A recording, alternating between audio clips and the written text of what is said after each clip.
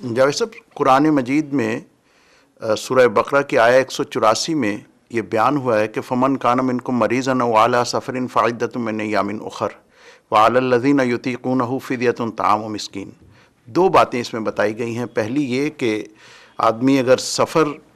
کی حالت میں ہو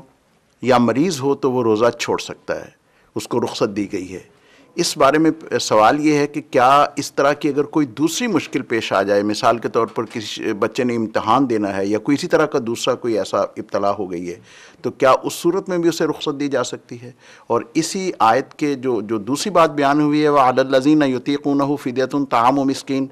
کہ جو شخص روزے رکھنے کی طاقت رکھتا ہو اس کے باوجود روزہ نہ رکھے تو وہ ایک مسکین کا فدیہ دے کر یا ایک مسکین کو کھانا کھلا کر اس روزے کی تلافی کر سکتا ہے۔ کیا یہ بات درست ہے؟ اور کیا یہ رخصت آج بھی باقی ہے کہ اگر کوئی شخص روزہ نہ رکھ سکتا ہو تو وہ کسی کو کھانا کھلا دے، اس کے روزے کی ذمہ داری پوری ہو جائے گی؟ دیکھیے، اصولی بات یہ ہے کہ جب بھی کسی معاملے میں کوئی قانون بیان کیا جاتا ہے تو عام طور پر پیدا ہونے والی صورتحال کا ذکر کر دیا جاتا ہے۔ یہی طریقہ قرآن مجید میں اختیار کیا گیا ہے، یہی طریقہ پیغمبر صلی اللہ علیہ وسلم نے بہت سے احکام بیان کرتے ہوئے اختیار کیا ہے،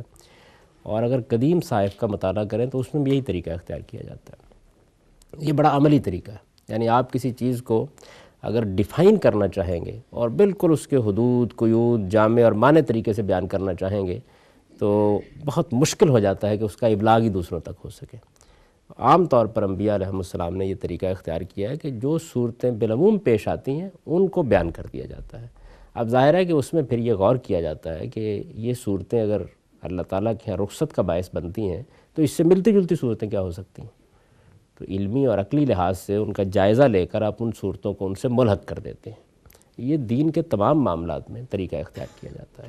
یعنی جن جن صورتوں میں اللہ تعالیٰ نے کوئی قانون سازی کر دی ہے ان میں جب سوال پیدا ہوگا تو ہم یہ دیکھیں گے کہ اس کا باعث کیا ہے، کیا چیز ہے جس کی وجہ سے یہ رخصت دی گئی ہے، مریض کے ساتھ کیا معاملہ ہو جاتا ہے، سفر میں کیا صورتحال ہو جاتی ہے۔ وہ صورتحال کسی اور شکل میں اگر پیدا ہو جائے گی تو وہاں بھی اسی طرح حکم کا اطلاق ہو جائے گا۔ چنانچہ ہمارے فقہا نے بھی اسی اصول پر دودھ پلانے والی ماں کے لیے رخصت کا قانون بیان کیا ہے، اسی طرح سے حاملہ عورت کے لیے رخصت کا قانون بیان کیا ہے، پیر فانی کے لیے، بوڑھا آدمی ہے اب اس کے اندر کوئی طاقت نہیں ہے روزہ رکھنے کی، اس کے لیے بھی یہی قانون بیان کیا ہے۔ ایسی بہت سی شکلیں اور بھی پیدا ہو سکتی ہیں، تو ان میں ایک فقیہ اجتہاد کر کے وہی رخصت لوگوں کے لیے بیان کر دے گا۔